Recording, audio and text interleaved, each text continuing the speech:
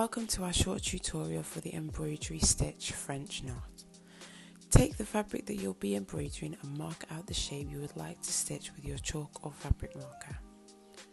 For this demonstration, I'll be making a few knots spaced quite far apart, but you can choose to have them close together or even arranged in a pattern. I've chosen to use a two-tone loosely spun wool yarn, and we'll be using a number 20 chenille needle with the sharp end. In hindsight, I probably should have used the number 22 because it would have been better for the thickness of this wool.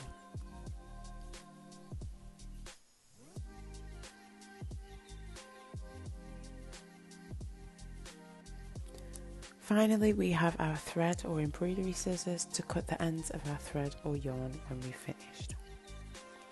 First, we want to thread our needle. Because the end of the wool is frayed, we'll fold the end of the wool over the needle first and clamp the end between the tips of our fingers. We then slide the needle out and push the eye of the needle towards the wool that is clamped between our fingers until the wool passes through the eye. This is an easy way to thread your needle with thread or yarn that frays. Make a small knot in the end. And for this stitch, I want to use a single strand, so I let the end with the knot hang longer than the end without.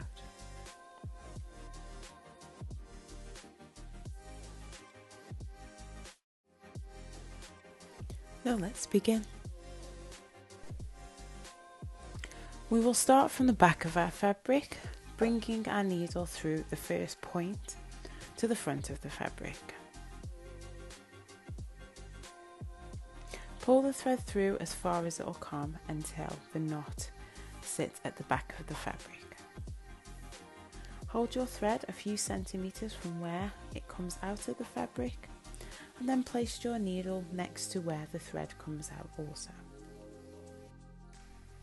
We will now wrap the thread around the needle 3 to 4 times. Because the yarn I'm using for this is quite thick, I'll wrap the yarn quite loosely as I want to give space enough for the needle to pass back through the middle of the loops that I've just made.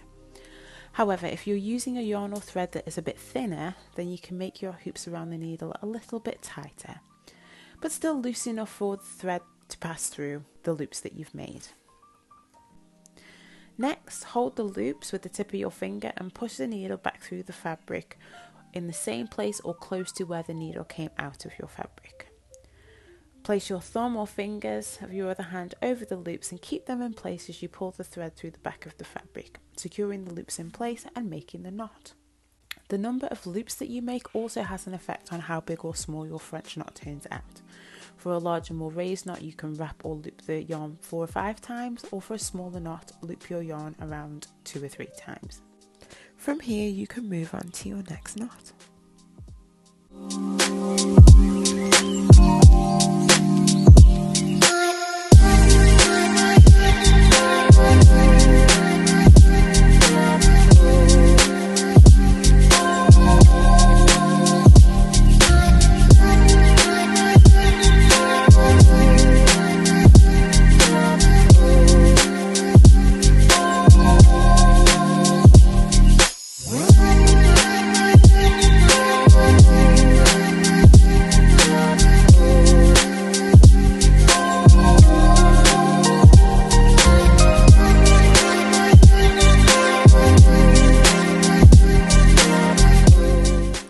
Because we only have one entry point and exit point for this stitch, it's not possible to weave the end of this stitch to secure it.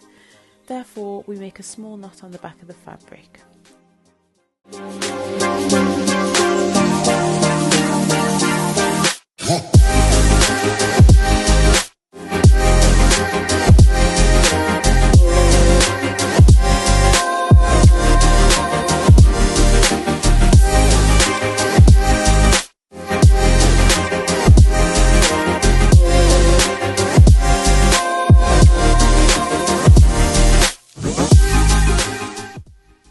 There you have it.